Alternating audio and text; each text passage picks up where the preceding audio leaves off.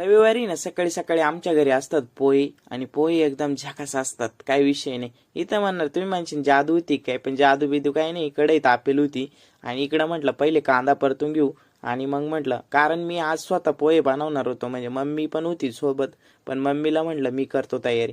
मग कांदा वगैरे सगळे मम्मी म्हटलं शेंगदाणे टाकू आणि कोथिंबीर टाकू. कोथिंबीर टाकली एकदम झकास पोहे. टेस्ट करायचा पहिला मानता आपलाच असतोय, त्याच्यामुळं मग फरसाण वगैरे टाकून पहिली टेस्ट केली. नाद खुळा. त्यानंतर काकड पाहुणं भेटायला आले आपल्याला.